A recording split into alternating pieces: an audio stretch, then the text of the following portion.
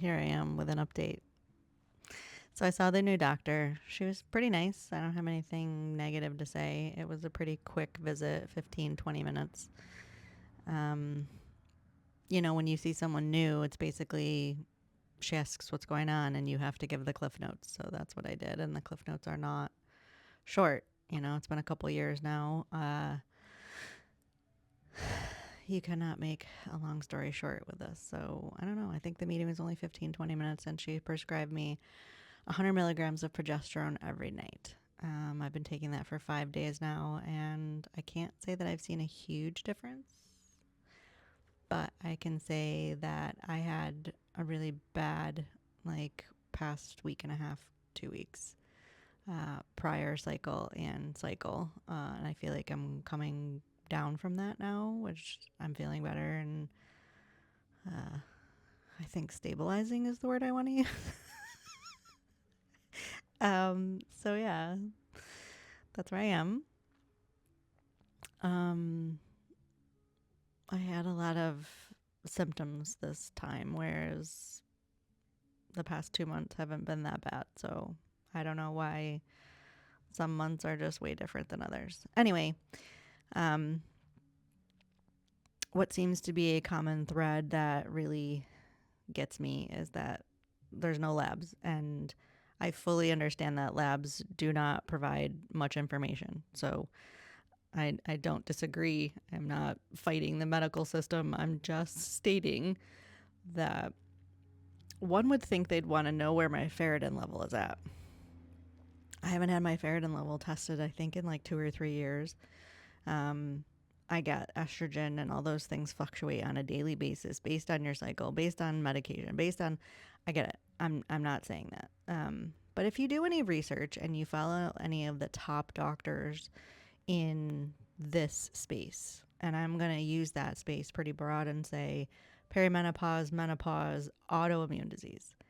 These are all related. Gut issues, they're all related, especially for women.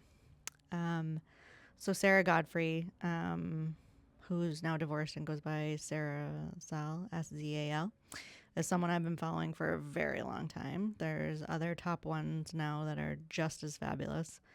And every single one of them does comprehensive labs. And when I say comprehensive, Sarah has a clinic in Pennsylvania. She was on sabbatical writing a book, but I do believe she's back in practice. And I was going to go to her clinic in Pennsylvania.